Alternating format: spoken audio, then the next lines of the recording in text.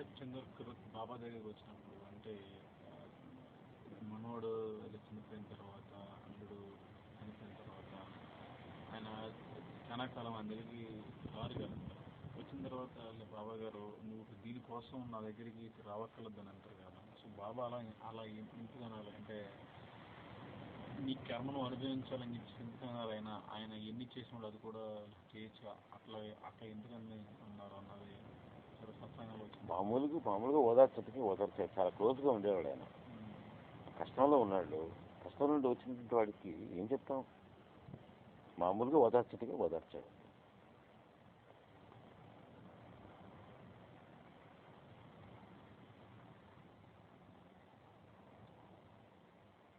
అది నానాసాహెబ్ చంద్రకర్కి తెలుసు. అందుకని ఆయన దానివల్ల ఆయనకేమి బాబా నాకేం చేయలేదే అనేటువంటిది కూడా అది కూడా కొంతకాలం ఉండింది ఆయన వయసులో ఉండేటువంటి ఏంటి కదా అనేది. కానీ ఎన్నో అనుభవాలు ఉన్నాయి.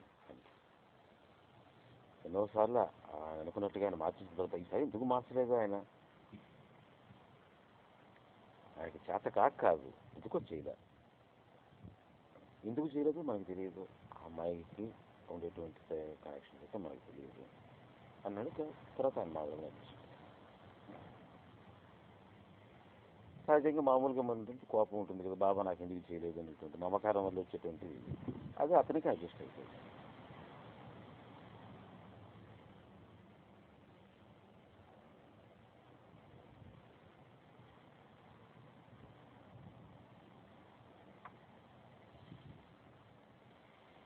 అలా ఎందుకు జరిగిందని 1000 రీజన్స్ ఉంటాయి.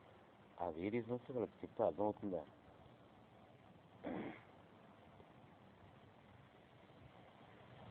ఆ జరిగినటువంటి జీవి కూడా ఒక డిఫరెంట్ జీవి. ఆ జీవికి సంబంధించినటువంటి రిలేషన్స్, దానికి ట్రాన్సాక్షన్స్ 100 ఉంటాయి. అవేవి మనం క్యాలిక్యులేషన్ చేసుకోకుండా నాకు ఆ వ్యక్తి అంటే ఇష్టం కనుక, మమకారం కనుక ఆ వ్యక్తి ఇలా ఉండాలని మనం కోరుకుంటున్న అర్థం ఏంటి? వాళ్ళ జీవితం వాళ్ళది, మన జీవితం మనది.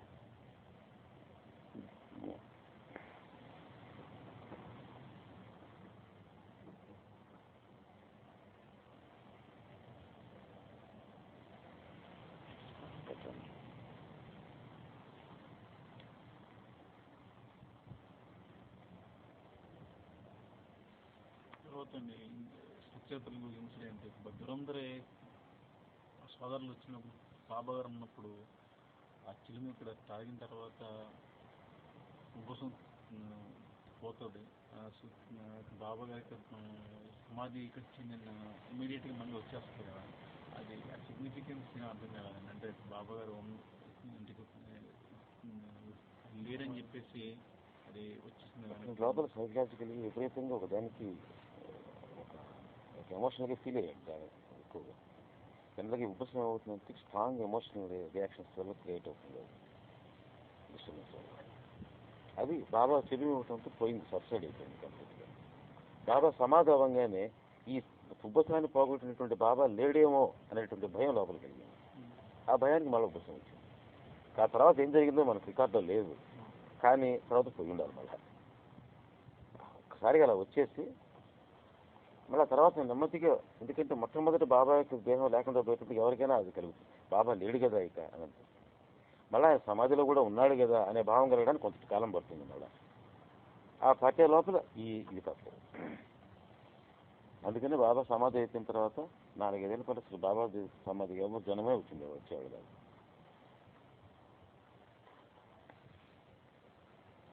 అంత తక్కువ ఉండేవాడు. మళ్ళీ నెమ్మదిగా స్టార్ట్ అవుతాం మొదలుపెట్టి. అది సహజంగా ఎట్లయినా జరుగుతుంది.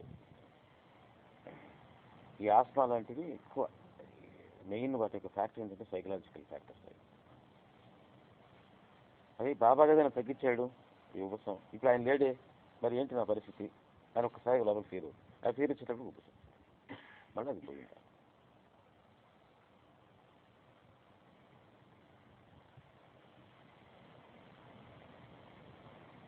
దీనికి ఉదాహరణ మనం భానుమూర్తి గారిని తెలిసే ఉంటుంది. ఆమె ఎంత క్రానిక్ పేషెంట్ అంటే చెప్పబడలే, మనల్ని అడిగి చెప్తారు, స్టోరీస్కి చెప్తారు దాన్ని. ఆమె బాబా దగ్గరికి వచ్చిన తర్వాత తగ్గిపోయింది ఉపసం, కానీ అప్పుడప్పుడు వస్తుంది ఆమెకి. ఏమంటే బాగుంది, ఎలా ఉంది మిస్సెస్ అంటే బాగుంది సార్, అప్పుడప్పుడు మొన్న ఒకసారి వచ్చింది అంటే నా మీద ఏమైనా కోపం పెట్టుకుందా అని అంటే అవును ఆ రోజు వచ్చింది, ఆ రోజు ఏదో బర్త్డే నా దగ్గర రావడానికి పర్మిషన్ అడుగుతుంది, నేను ఇప్పుడు వీలు పడదాం తర్వాత రా అని చెప్పాను, నాకు పర్మిషన్ లేదు కదా గురువు గారు అని నా మీద కోపం వస్తుంది అనమాట, వెంటనే కోసం వస్తున్నాను ఇట్లాగా ఏదో ఒకటి ఏదో కోరిక ఇంటర్వ్యూ అడుగుతుంది, నేను ఇంటర్వ్యూ ఇవ్వలేదని అనుకో కూర్చో. ఏ సోర్స్ నుంచి అయితే వాళ్ళకి ఆ ఎక్స్పీరియన్స్ ఫీల్ అవుతున్నారో దాని పట్ల ఇది కూర్చున్నప్పుడు అవి ఎమ్మెల్సీ ఫీల్ అవుతాయి.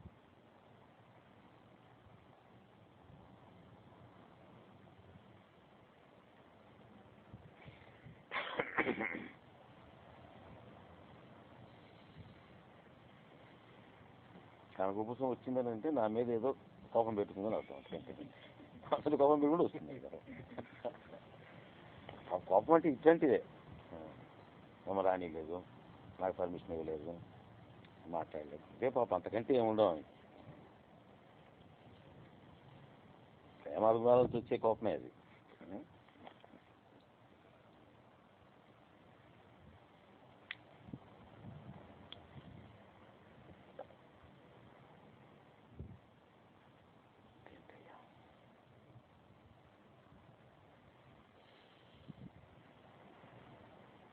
Boy.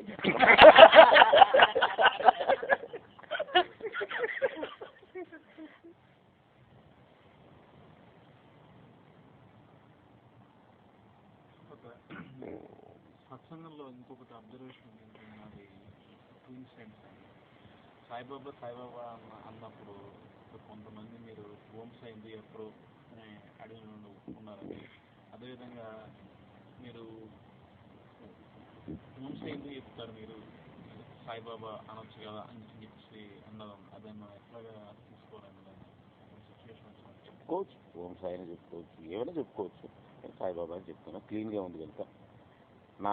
నన్ను అందరూ సాయిబాబా అంటారు అని ఆయనకు ఆయన ఎత్తుకున్న మాట సాయిబాబా అని పేరుతో అంటిపోయినాడు కాబట్టి ఆయన పేరుతోనే తెలుస్తాం. ఓం అన్నారా, ఓం అని అంటే ఓం అంటే అర్థం ఏమిటి, ప్రణవం ఏమిటి, దీనికి ప్రత్యేకమైన శాస్త్రం సాంప్రదాయం ఉంది. అది మంచిది కాదని మేము దాని అంతా, మన సాంప్రదాయం అది కాదు. దానికి బాబాకి ముడిపెట్టడం అనేటువంటిది మనకు అనవసరం. ఓం అనే దానికి అర్థం తెలియకుండా ఆ ప్రణవ సాధన మనం చేయకుండా ఊరికైనా ఓం ఓం అనుకోవటంలో ఉపయోగం ఏంటి? మాకు ప్రణవం మీద, ప్రణవనాదం మీద, ప్రణవ సాధన మీద ఎంతో గౌరవం ఉందండి. తెలిసి తెలియకుండా ఓంకారం చేయకూడదు, అందుకోసమే మేము ఓం అనం అని చెప్తాం. దానికి ఎవరే ఉంటాడు? శాస్త్రంలో చెప్పబడింది, ప్రణవం చేసేటప్పుడు దాన్ని తెలుసుకొని దాని యొక్క కీలకము, దాని యొక్క ఇది తెలుసుకొని చేయాలని, ఎట్టబడితే అట్లా ఓంకారం చేయకూడదు అని శాస్త్రం చెప్పింది. అందుకని శాస్త్రబద్ధంగా ఎట్టబడితే అట్లా ఓంకారం చెప్పకూడదు, అందుకని మేము చెప్పాము. చాలా గొప్ప సాధన అండి అది, అది మాకు తెలియదు కదా, దానికి మాకు ఇది చాలా మాకు బాధ అనుకుంటున్నాం. కాంట్రవర్సీ లేదు. ఓం ఏంది, ఈమని ఏంది, ఓం ఏమనుకోకూడదా అని ఎందుకు మాట్లాడదాం మనం?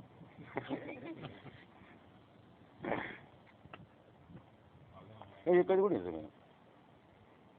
ఆ సాధన తప్ప నేను అంటారా, తెలుసుకునే పరిజ్ఞానం ఉండాలా, సాధన ఉండాలి, చెప్పేవాడు ఉండాలి. ఆ సాంప్రదాయం లుప్తం అయిపోయింది, చెప్పేవాడు లేడు. అవి తెలుసుకోవాల్సిన అవసరం మనకి లేదు. ఓంకారం చేయడం వల్ల ఏ ఫలితం అయితే వస్తుందో అది మాకు సాయిబాబా సాయిబాబా అనుకుంటే వస్తుంది. మాకు సాయినామమే ప్రణవం.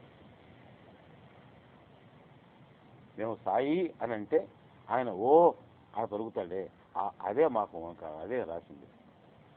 మా నాలో ప్రణవమై పలుకుము సాయి. నువ్వు సాయి అని అంటే ఆయన ఓ అంటాడే, అదే మా ఓంకారం. కాబట్టి మాకు ఇది చాలండి, మేమంతా చిన్నవాళ్ళం అండి, మాకు చాలు.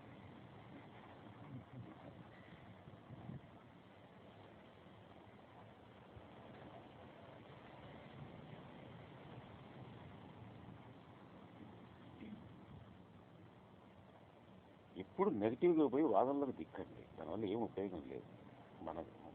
మనం చేసేదాన్ని పట్ల మనకు అవగాహన ఉండి మనం చక్కగా చేసుకుంటూ పోతే సకల శాస్త్రాలు, శాస్త్ర షట్కంతో నీకు పని లేదు అని బాబా అన్నాడు. మాకు శాస్త్రాలు అవి తప్పని కాదు, మేము వద్దన్నది.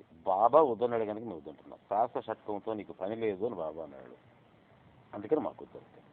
శాస్త్రాలు గొప్పవే, నేను కాదంటల్లా, తెలుసుకోగలిగిన తెలుసుకోవచ్చు. నేను సాయి భక్తుడిని, నాకు ఆయన మాటే శాస్త్రం. బాబా నీకు వద్దన్నాడు, నేను చేయను, నాకు వద్దు.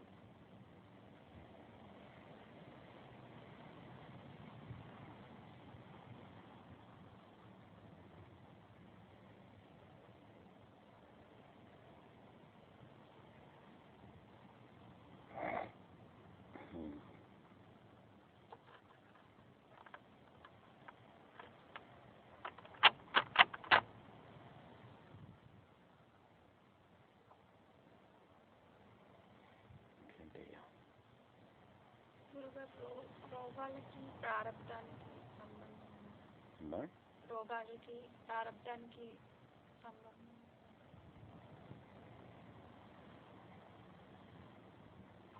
ప్రారంభం అంటే ఏంటమ్మా అసలు? తెలియదు, దానికి సంబంధం ప్రశ్న చేస్తాను. అంటే నేను ఎక్కడో ఉన్నాను. రోగాలు ఇద్దరు వ్యక్తులు తెలుసుంటే నీకు వీళ్ళకి వాళ్ళకి సంబంధం ఏందని అడగడం అర్థం.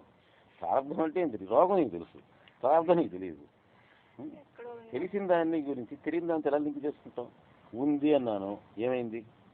లేదు అన్నాను, ఏం తెలుసుకున్నావు దానివల్ల? ప్రారంభానికి నీ ప్రారంభం వల్ల రోగం వచ్చింది అన్నావు, దానివల్ల మనకేం అర్థమైంది? సంబంధం లేదన్నాను, దానివల్ల మనకేం తెలిసింది? తేలింది ఏం లేదు. రోగం వస్తే మందు వేసుకోవాలి. రోగం రకరకాలుగా రావచ్చు, బ్యాక్టీరియా ద్వారా రావచ్చు, మన తినే తిండి వల్ల రావచ్చు, మన తినే ఆహార విహారాల ద్వారా రావచ్చు, వంశ పారంపర్యంగా రావచ్చు, దేశకాల పరిస్థితులను బట్టి రావచ్చు, వీటన్నిటి పట్ల రావచ్చు. వీటికి మందు వేసుకోవచ్చు.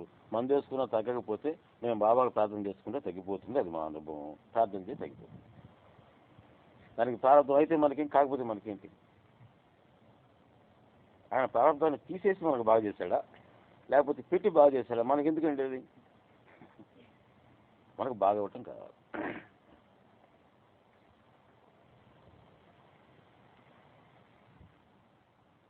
కాబట్టి ఈ ప్రారంభము, ఈ కర్మ, ఇటువంటివన్నీ కూడా మనకు అర్థం కాని పదాలు. వాటి గురించి ఎందుకు మనం మాట్లాడుకోవటం?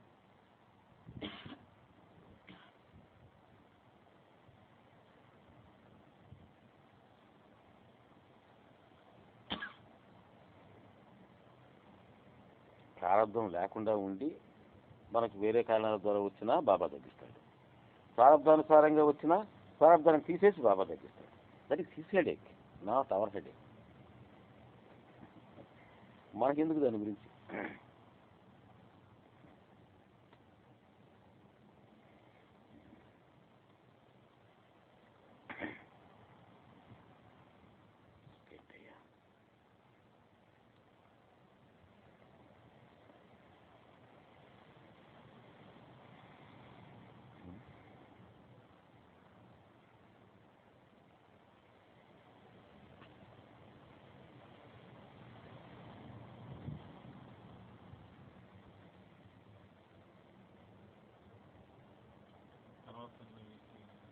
చీటీలు వేసుకుంటా ఉన్నది అలవాటుగా ఉంటుంది కదా, అది ఎంతవరకు?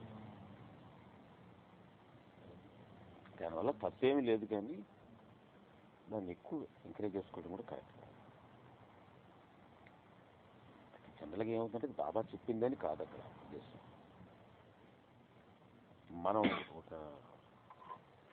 ఒక డెసిషన్ తీసుకోలేనటువంటి సంఘటన వచ్చి మనకై మనం ఒక నిర్ణయానికి రాలేనటువంటి వీక్నెస్ మనలో ఉండేటప్పుడు ఇటు చీటీలు ఉపయోగపడతాయి. ఆ చీటీ వచ్చిన దాన్ని ఇంకే వేరే ఆలోచన లేకుండా పర్ఫెక్ట్గా చేసుకోగలిగితే మంచిది.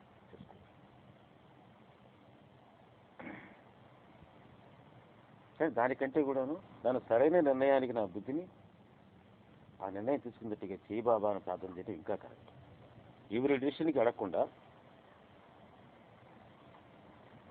సరైన మార్గంలో నా బుద్ధిని పెట్టి సరైన డిసిషన్ తీసుకున్నట్టుగా నా బుద్ధిని నడిపించు. అదే గాయత్రి మంత్రం.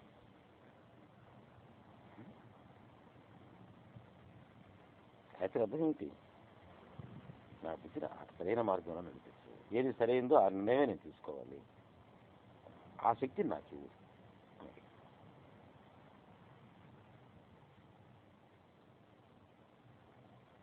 లేకపోతే ఏమవుతుందంటే ఒక్కోసారి బలంగా దాని మీద మనకు ఉందనుకో, మనది వచ్చిందాక చీటీలు వేస్తుంటాం. మన ఇండిషన్ వచ్చిన దాకా సిటీలు మారుస్తూనే ఉంటాం అనమాట. వచ్చిన తర్వాత ఇది బాబా చెప్పాడు అనుకుంటా వెళ్ళిపోతాం. అది ఆత్మ వచ్చి నీకు దారి తీస్తుంది.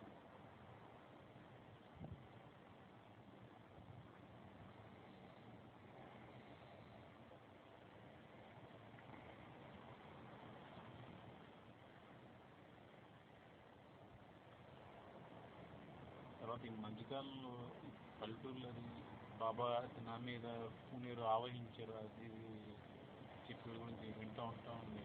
సో మనకి ఖండించాలా లేకపోతే మనకెందుకని వెళ్ళిపోవాలా లేకపోతే అది వెళ్ళిపోయేటప్పుడు ఖండించినట్టుగా వెళ్ళిపోవాలి. ఆ వెళ్ళిపోవడంలోనే తెలియాలి ఎంత అవుతుందేననే విషయం నవ్వుతో చెప్పకుండా. అసలు వాటి గురించి ఇగ్నోర్ చేస్తే ఒక నవ్వు నేను వెళ్ళిపోయినా ఉంటే చాలు, అర్థమైపోయింది ఏం కాదు. అట్లేం వాలడు బాగా. ఎక్కడ మీకు అనుమానం ఏం పడవద్దు. ఎక్కడైనా ఎవరన్నా కానీ వచ్చినా కూడా కుసర మనకే ఉంటుంది లోపల, ఏమో ఎప్పట్లో ఏ బాగుందో. అట్లా బాబా వాలడు కాకిలాగా అక్కడ ఇక్కడ ఒంటి మీద ఈ ఒంటి మీద.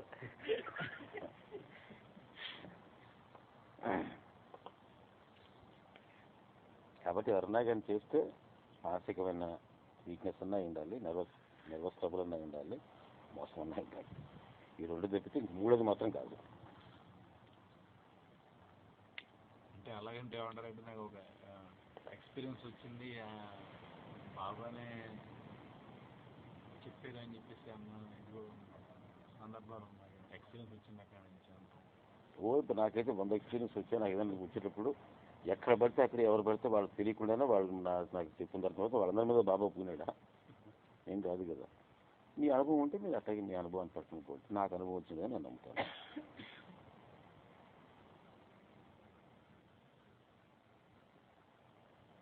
బాబాని ఖండించినాడు దాన్ని. బాబా ఉండేటప్పుడే స్టార్ట్ అయింది ఇది. ఈ ఫ్రెండ్ నాకు బాబా పూనాడు అని చెప్పి దాని గురించి బాబాని ఒకసారి చెప్తున్నాడు.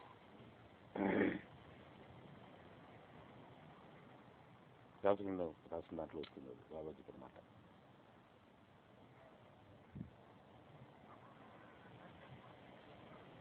ఆయన ఉండేటప్పుడు సాయిబాబా పేరుతో ఎంతో మంది పైకలు కూడా బయలుదేరారు. నేనే బాబా నేను.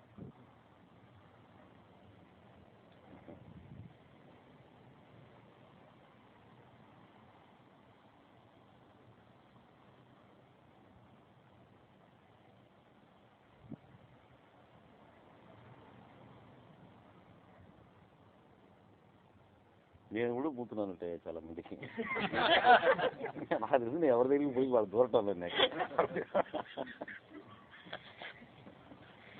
ఆ దగ్గర పోతే మొత్తం స్పష్టంగా చెప్తున్నాను అంటే ఏం లేదు, అది మీ భ్రమ, అంతకంటే ఏం లేదు.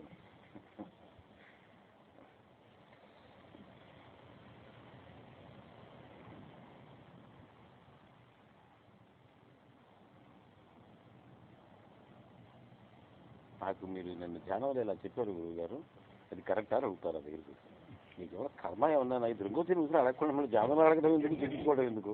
ఎదురుగా ఉన్నానుగా నేను అడగొచ్చుగా. మళ్ళీ చెప్పేదాని మీద నమ్మకం లేదు, అది కరెక్టా కదా అని అడగటం మళ్ళీ.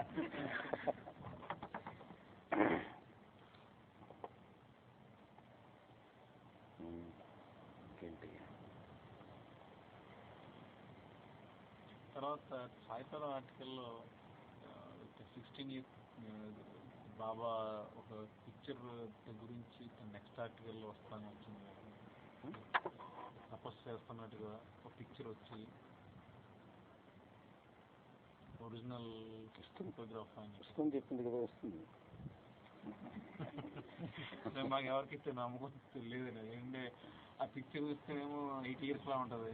పత్రికల్లో వేసారన్నది అది పత్రికల్లో రాశారు. ఇక కొన్ని సాయి చరిత్రలో కూడా ఫోటో వేసి రాశారు కింద.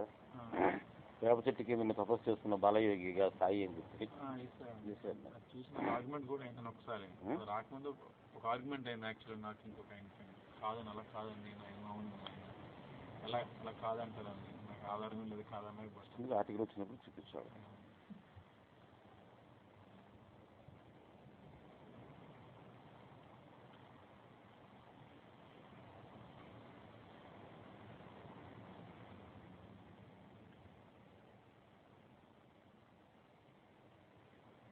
ఎంతో దూరం ఆక్యుపై చేయటం లేదానికి. వాళ్ళు చెప్పిన 1954లో తీసుకొచ్చారంట దాన్ని. 1954 ఫోటోగ్రఫీ రాలా ఇంకా ఫోటో తీయడానికి. షిరిడీకి వచ్చి కెమెరా పెట్టుకున్న ఫోటో తీసే టెక్నాలజీ లేదు. 1885 ప్రాంతంలో ఇంట్రొడ్యూస్ 1995కి వచ్చేటప్పటికి కూడా కెమెరాస్ కొద్దిగా పాపులర్ అవడం జరిగింది. 1954లో షిరిడీ లాంటి కుగ్రామానికి వచ్చి ఎవరికి షిరిడీ గ్రామవస్థలకే తెలియనటువంటి ఒక 10 వేప చెట్టు కింద ఉండే సెకండ్ ఫోటో తీసే అవకాశం లేదు. కాబట్టి ఫస్ట్ హిస్టరీ ఫోటోగ్రఫీ చదువుకోండి ఫస్ట్. అది ఫోటోనా కాదు తెలిసిపోతుంది. దానికి పెద్ద ఆర్గ్యుమెంట్స్ వస్తుంది. ఫస్ట్ ఫోటోగ్రఫీ అప్పుడు వచ్చింది, ఎవరు తీశారు తర్వాత ఫోటోగ్రఫీ ఎవరు.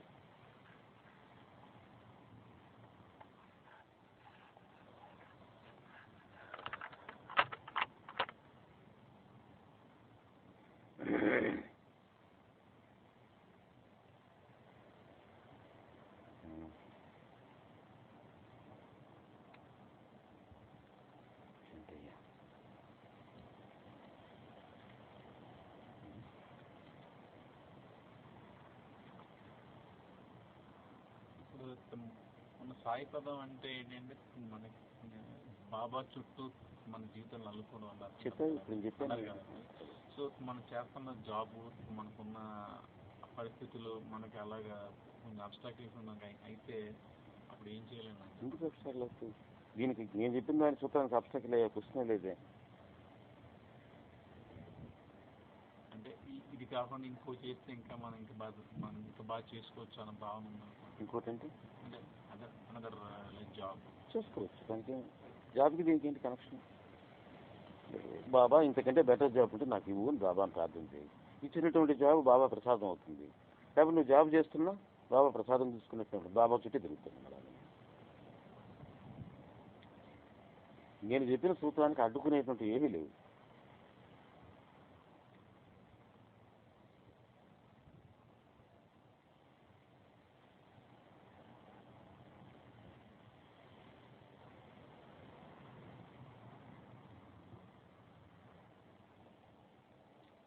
అదే వర్క్ వలన 2-4 సార్లు దర్శనం మిస్ అయిపోయింది సార్. క్లయింట్ మాట్లాడడం అంతా అక్కడేటప్పుడు వర్క్ చేసుకోవాలి. కానీ నేను పోలేకపోయినామే మనం అనేటువంటి ధ్యాసను చూసావా? నువ్వు అక్కడ కూర్చున్నా కూడాను సరే నేను సార్ దగ్గరికి పోలేకపోయానే, నేను ఇక్కడే ఉండిపోయానే అని లోపల బాధ ఉంది. నీకు ఈ ఫలితాన్ని ఇస్తాను.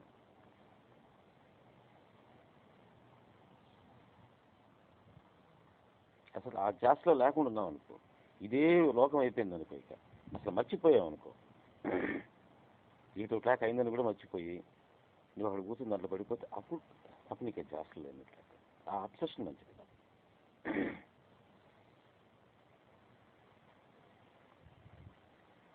పిలు పడుతుంది కనుక జాబ్ వర్క్ అనేటప్పుడు వర్క్తో రకరకాలు ఉంటాయి, బడ్జెట్ చేసుకోవాలి కదా. కానీ ఆ బాధ ఉన్నది మనం పోలేకపోతున్నామే అని. అప్పుడు నువ్వు అక్కడ కూర్చున్నా ధ్యాస ఇక్కడే ఉంటుంది. నేను అనేది అది సాయి ధ్యాస. సాయి పదం ఉన్నట్టే లెక్క.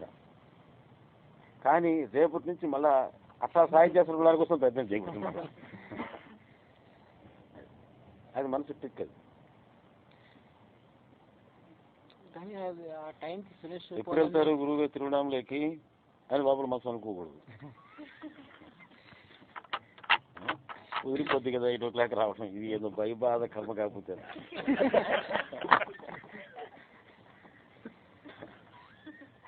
ఎంత ప్రయత్నం చేసినా మిమ్మల్ని తిరువణామలో చూడాలండి గురువుగారు అంటారు.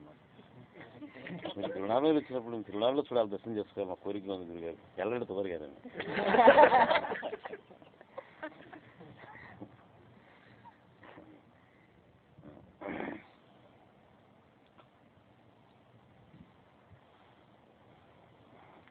లోపల మనకుండే మోటివేషన్ అది నువ్వు డిసైడ్ చేస్తావు. అటువంటిది ఏది లేనప్పుడు ఇక్కడికి వస్తావు. లేనప్పుడు తప్పదు, కొన్ని బాధ్యతలు తప్పవు. ఎంత ప్రయత్నం చేసినా ఆ టైంకి ఫినిష్ అయిపోవాలి. అది ఆప్షన్ అది పట్టుకునే ఉంటుంది కానీ ఆ వర్క్ అది వదలదు. దాన్ని ఎలాగా దాన్ని కొద్దిగా ఒక్కసారి సార్ మన చేతిలో ఉండేది అయితే మాత్రం మనం రెగ్యులేట్ చేసుకోవాలి. మన చేతిలోనే ఉండేది అయితే మాత్రం, మన చేతిలో లేనటువంటి ఫ్యాక్టర్స్ అయితే మాత్రం ఆగాలి. మన చేతిలో ఉండేది అయితే మాత్రం రెగ్యులేట్ చేసుకోగలిగాలి. కొంచెం అర్లీగా పడుకొని మార్నింగ్ రెస్ట్ చేసుకుంటాం. ఏ పరిస్థితుల్లోనూ ఆ టైం అయిన తర్వాత నేను ఇది చేయకూడదు, నీళ్ళు పెట్టుకొని చేయగలిగితే సరిపోతుంది. లేకపోతే ఏమవుతుందంటే అది వీక్నెస్ లాగా, అందుకే అది అబ్సెషన్ అన్నది. అబ్సెషన్ కాకూడదు వర్క్. ఆ అబ్సెషన్ వల్ల చేసేటువంటి వర్క్ ఫలితాన్ని కూడా ఎక్కువ ఇవ్వదు, రిజల్ట్ రాదు. అబ్సెషన్ వల్ల వచ్చేటువంటి వర్క్ రిజల్ట్ ఎప్పుడు ఇవ్వదు. రిలాక్స్డ్గా హ్యాపీగా ఆనందంగా చేసేటువంటిది రిజల్ట్. నేను అదే మీకు ఆ రోజు మీకు ఫ్లైట్లో పోయేటప్పుడు మీ ఇద్దరికి చెప్పినటువంటి సలహాలు ఒకటే, ఎలా చేసుకుంటే రిలాక్స్డ్గా చేసుకోండి అయ్యా, హ్యాపీగా ఆడుతూ పాడుతూ పని చేస్తుంటే అన్నట్టుగా చేసుకోండి, నైస్గా హ్యాపీగా. హైరాణ పడిపోవద్దు, అమ్మ ఎట్లా లేకపోతే ఎట్లా అది ఎట్లా ఇది ఎట్లా 24 గంటలు అదే చేస్తా. ఎందుకంటే అవతల వాడు అక్కడి నుంచి వాడు ఈమెయిల్స్ పంపిస్తాడు, వాడు ఏదో చెప్తుంటాడు, అంటాడు వాడి చేస్తుంది కనుక వాడు చేస్తుంది, వాడు ఈమెయిల్ పంపిస్తున్నాయి ఏమైపోయింది, మనం పంపిస్తుంటాం ఈమెయిల్స్. అలాగే ఓహో అలాగే అంటున్నాను. కానీ నువ్వు కరెక్ట్గా ఈ రిలాక్స్డ్గా చేస్తే పని నువ్వు 3 గంటలు చేసే పని 1 గంట చేయగలవు. అందుకని ఎక్కువ ఈ సైంటిఫిక్ డిస్కవరీస్ కానీ ఇవన్నీ కూడాను నీకు కూడా చాలాసార్లు చెప్పాను నేను. ఆలోచిస్తూ ఎంతసేపు ఆలోచిస్తున్నా పడదు. ఒకసారి ఇది నా వల్ల కాదురా అని వదిలేసిన సార్లు అయిపోతుంది. నువ్వు ప్రాబ్లం తీసుకున్న ప్రోగ్రామింగ్లో నీకు రావటం లేదు ఎంతసేపటికి, ఇది ఎట్లా చేస్తే అది అవుతుంది నన్ను, ఇది నా వల్ల కాదా అని వదిలేసిన క్షణాల్లో రిలాక్స్ టక్ స్ట్రైక్ అవుతుంది.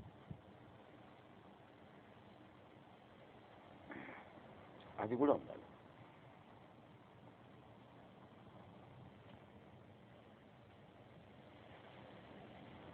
ఆ రిలాక్స్డ్గా ఉండి ఆ యాటిట్యూడ్, అది భగవద్గీత చెప్పింది, యోగస్థ కురు కర్మాణి.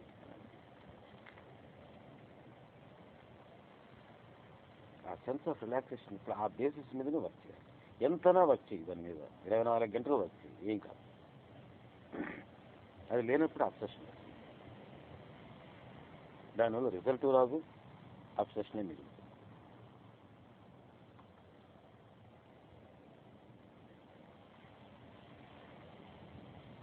ఎందుకంటే అది వర్క్ ఎలా ఉంటుందంటే ఒక ఛాలెంజ్గా తీసుకున్నట్టుగా ఉంటుంది. ఫినిష్ చేయాలి ఆ ధ్యాసలోనే ఉంటాం ఎక్కువ. మంచిదే, ఛాలెంజ్ కిందనే తీసుకోవాలి, సరిగ్గా తీసుకుంటున్నా. ఛాలెంజింగ్ తీసుకుంటున్నా సరిగ్గా తీసుకోవాలి. ఛాలెంజ్గా తీసుకుంటే మాత్రం చేయగలమా మనం?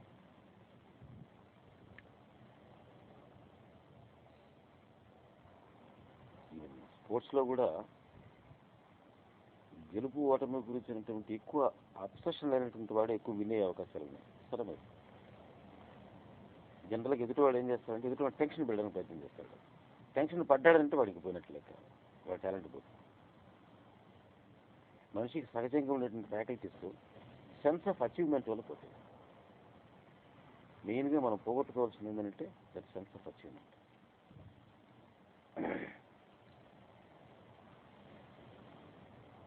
మీకు చాలా సత్సంగాలు చెప్పున్నాను.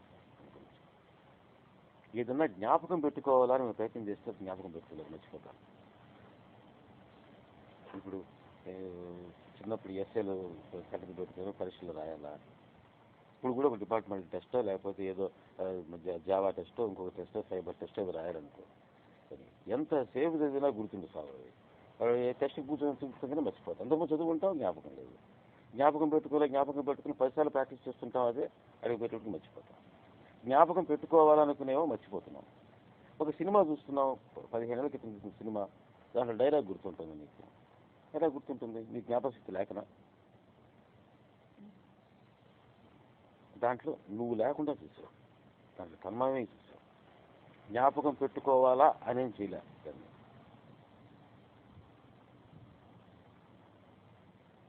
నేను అందుకని ఇప్పుడు కొత్త టీవీలో వచ్చేసాయి అనుకోండి, మా టైంలో నవల్స్ పిచ్చిండేవి ఎక్కువ, నవల్స్ మ్యాగజైన్స్. పిల్లకాయలు అందరూ ఈ నవల్స్ పోయి ఇదైపోతూ ఉంటారు టెక్స్ట్ బుక్ చదవకుండానంటే. దానికి ఒకటే పరిష్కారం ఉంది ఎడ్యుకేషన్ సిస్టంలో, ఈ నవల్స్ అంతా కూడాను నాన్ టైలర్స్ కింద టెస్ట్ కింద ప్రిస్క్రైబ్ చేస్తే చాలు ఇంకెవడు చదవడని ఖచ్చితంగా చదవడు కదండి. అప్పుడు జోలికి బాడీ ఎందుకంటే గుర్తు పెట్టుకోవాలి. ఇంకా వాడికి ఏం గుర్తుండో వాడు ఎంజాయ్ చేయలేడు కదండి. అయిపోయింది ఇక్కడ.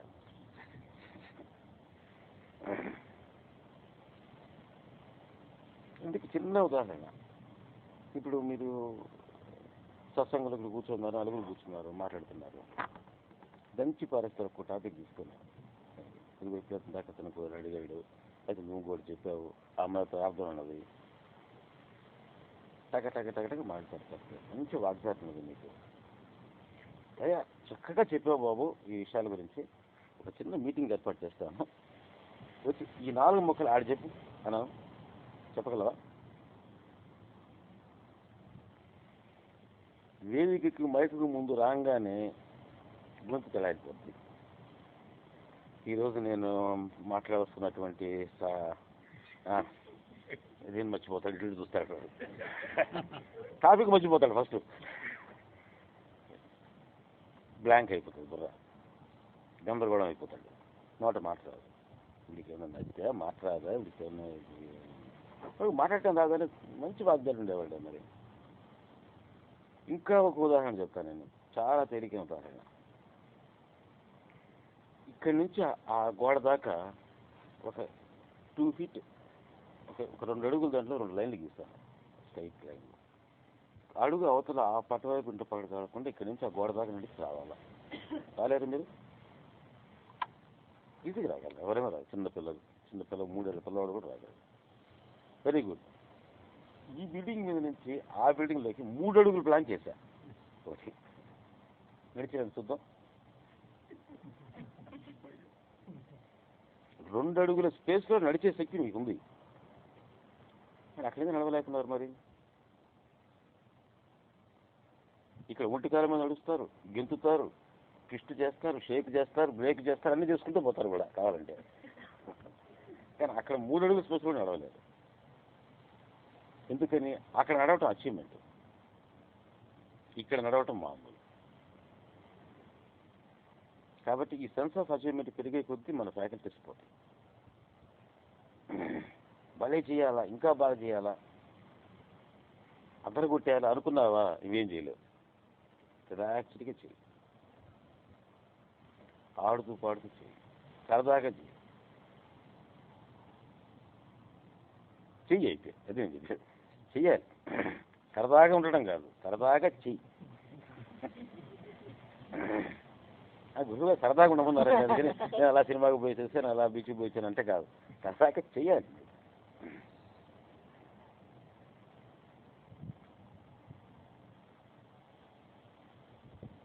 మన గురించి సత్సంగం మాట్లాడుకున్నట్టే సరదాగా కాసేపు మాట్లాడుకుంటాం. నా తెలిసిన విషయాలు మీరు చెప్తారు, మీ తెలిసిన విషయాలు నేను చెప్తాను, సరదాగా మాట్లాడుకుంటున్నాం అంతే. భీకరంగా ఇదంతా సత్సంగం, అందరూ కూడా పద్మాసనం వేసుకొని పెట్టుకొని కూర్చోవాలా, నేనంతా ఉపన్యాసం ఇవ్వాలన్నామంటే మీ కూర్చోవటం మీద, నేను మాట్లాడేదాని మీదనే ఉంటుంది, మీకు ఏమీ ఎక్కదు, బుర్రకి ఇంత కూడా ఎక్కదు.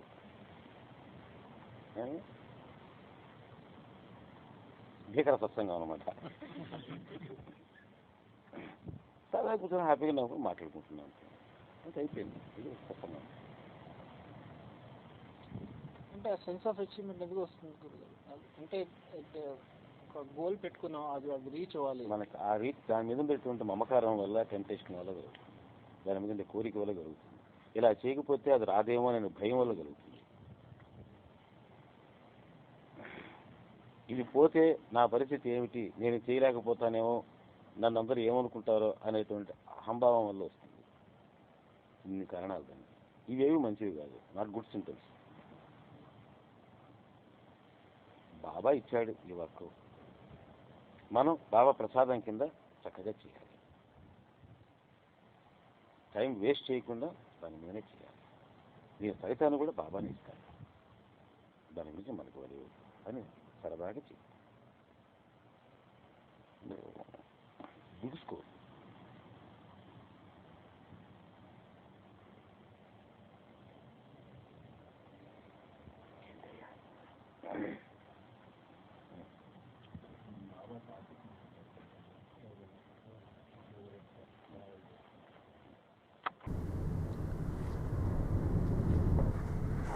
తర్వాత నేను ఇక్కడ మొన్న తిరువణామల వెళ్ళినప్పుడు నేను చాలామంది ఇలా ధ్యానంలో చాలా కాన్సన్ట్రేట్గా కనిపించారు. నాకేమో లైక్ చాలాసేపు దిక్కులు చూడడం తప్పితే నాకు అర్థం కాలేదు.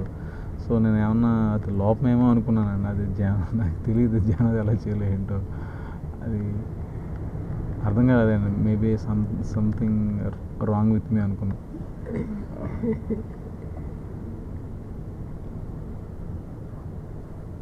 మనం కూడా అలా కూర్చోగలగాలి. సాయి ధ్యాసలో సాయి ఊసులో కూర్చోగలం. ఎందుకు కూర్చోలేకపోతాం మనం? కూర్చోడానికి ట్రై చేయి. మనం కూడా కూర్చోవాలి.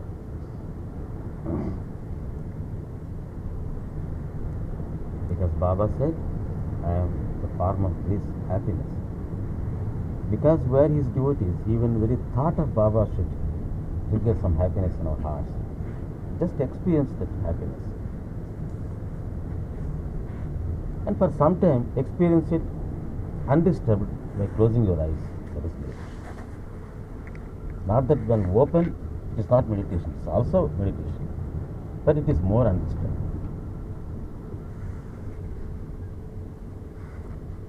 You can also do it. Okay?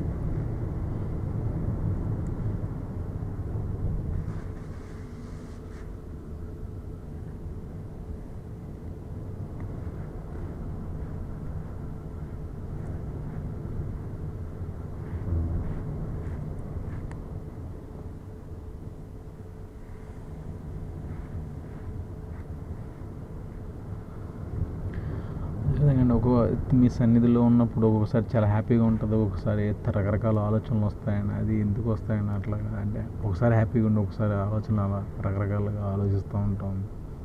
పాత ఎన్నిక బాగా జ్ఞాపకం ఎక్కువ వస్తూ ఉంటాయి. అలవాటు ఈ ధ్యానం మెడిటేషన్ అటువంటివి అలవాటు పోగొట్టుకోవడానికి ఉంటుంది. చాలామందికి ఇంకొక దురభిప్రాయం ఏంటంటే many people have this wrong notion that I disapprove meditation. But it is not correct.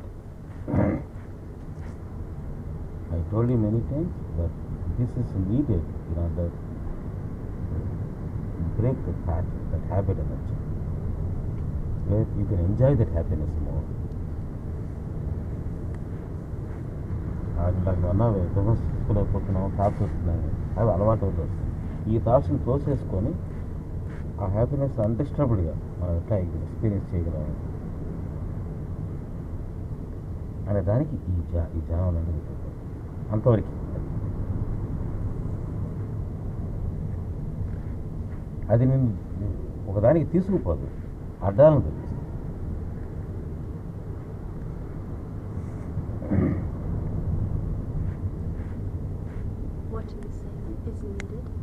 It doesn't take you somewhere.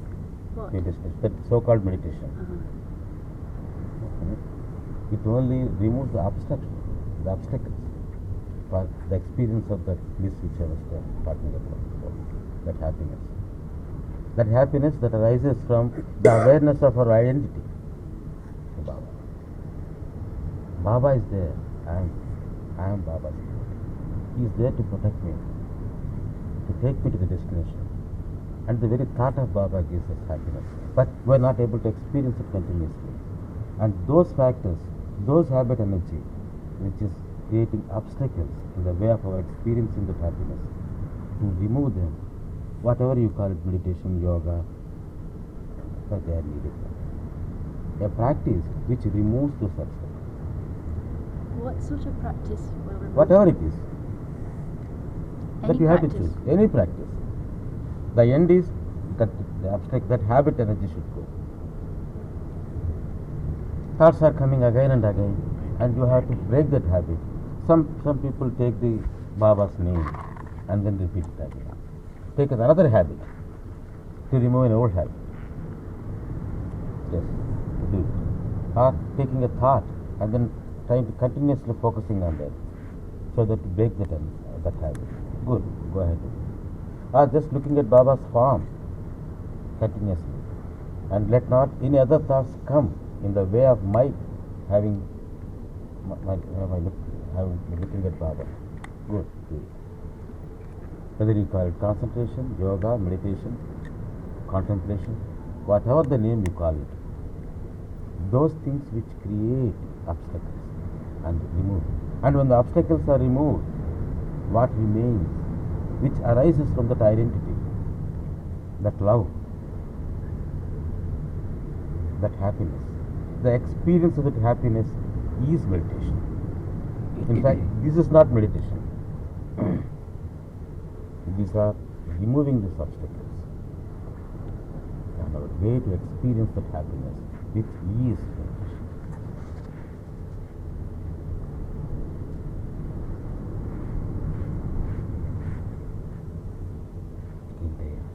మరి అలా కూర్చున్నప్పుడు ఫోకస్ అంతా థాట్స్ని స్టాప్ చేయడంలోనే వెళ్ళిపోతుంది, కానీ అది పట్టించుకో. స్టాప్ చేసుకోకపోతే ఎక్కడ ఆగదు. అంటే ఫోకస్ అంతా దాని మీద ఉంటుంది. అది దాని మీద ఫోకస్ చేస్తున్నాం. దాని మీద ఫోకస్ చేసే కొద్దీ ఇంకా పెరుగుతుంది. పట్టించుకో. ఇగ్నోర్ చేసి ఏ థాట్ వచ్చినా సరే, అది చండాలమైన థాట్ అయినా సరే, ఎంత చండాలమైంది, ఏంటి దీంట్లో చండాలం ఆలోచించబాకు. ఆ చండాలం గురించి ఆలోచిస్తాం. మళ్ళీ చండాలం గురించి ఆలోచించడం అంటే కంప్లీట్ ఇగ్నోర్ చేసి.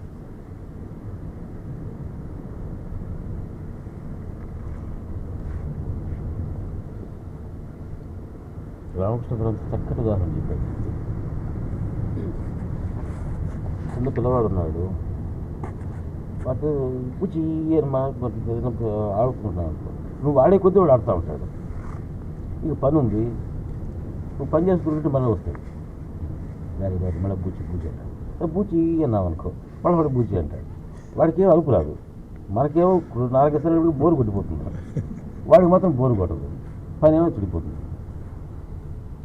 నాకు పద్ధతి ఏంటంటే వాడికి 2 సార్లు వాడు బూచి అంటే పట్టించుకోపాకు, వాడు వెళ్ళిపోతాడు.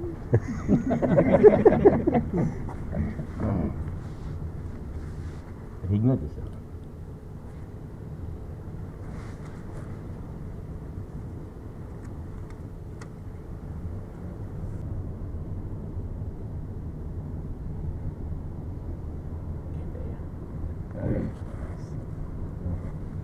మనం బాబా టాపిక్ మాట్లాడుతుంటాను, లేదు ఏదైనా ఉద్యోగరీత్యా ట్రావెల్ చేస్తుంటాను, బాబా యొక్క ఫోటో కానీ ముందు కారులో పోతూ ఆ వెనక బాబా ఫోటో కనపడటం ఉంటాడు. ఎక్కడో చోట పైన షాప్ బోర్డు మీద బాబా ఫోటో కనపడటం ఉంటాడు. ఇది జరుగుతుంటుంది. అయితే ఒకరోజు బాలకృష్ణరావు గారు వచ్చారు, వాళ్ళ అమ్మాయి. ఆ రోజుల్లో వాళ్ళతో పాటు జీవులో తిరిగారు. ఆ రోజుల్లో కనపడలేదు సార్. ఈ టాపిక్ మాట్లాడుతుంటే కనపడలేదు ఏంటి ఈ రోజుల్లో కనపడలేదు సార్ ఎక్కడ అని అంటుంటే అమ్మాయి కూడా అన్నది, అవును అంకుల్, ఈ రోజుల్లో ఎక్కడ కనపడలేదు, మనం ఇంత దూరం తిరిగాం. మా ముందే జస్ట్ ఒక ఆయిల్ ట్యాంకర్ పోతుంది.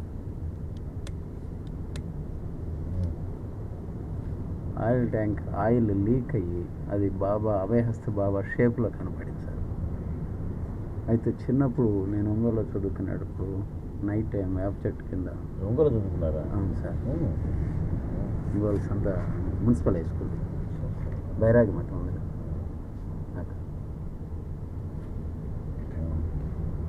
ఆ వేప చెట్టు కింద వెన్నెల్లో పండుకుంటే మేఘాలు ఒక్కోసారి ఏనుగులాగా, ఇంకొక జంతువులాగా అట్లా ఆకారం కనపడతాయి సార్. ఆ కనపడేదానికి ఈ కనపడేదానికి ఉన్నా.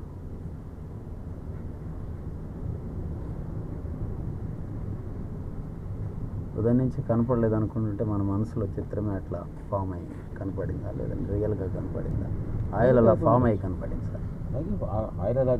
ఆయిల్ అలాగా ఫార్మ్ అయినా కూడా ఇంకొకటి చూస్తే అలా కనిపించకపోవచ్చు, కానీ వీళ్ళిద్దరికి కూడా అలా కనపడింది. వీళ్ళు కూడా అదే చేస్తూ ఉన్నారు కదా. వెనక వచ్చే కారువాడు కూడా అలా కనిపిస్తుందా? కనిపిస్తుంది.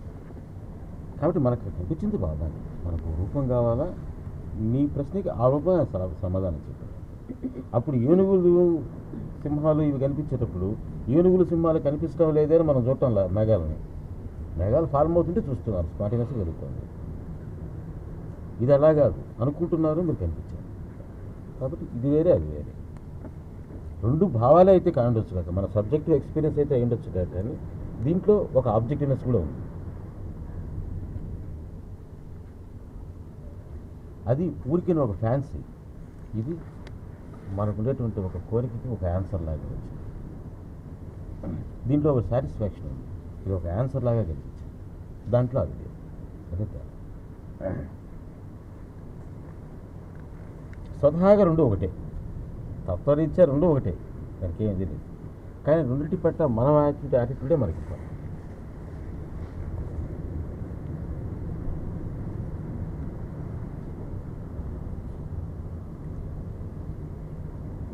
బాబా పని చేయి, సద్గ్రంథాలు చదువు, అల్లానామం చదివించాలి.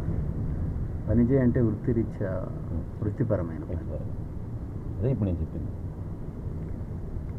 ఏదైతే జీవనోపాధి ఏదైతే ఉన్నదో జీవనోపాధికి సంబంధించిన పని చేయాలి. అంటే సోమరిలాగా ఉండదు. ఉండకూడదు.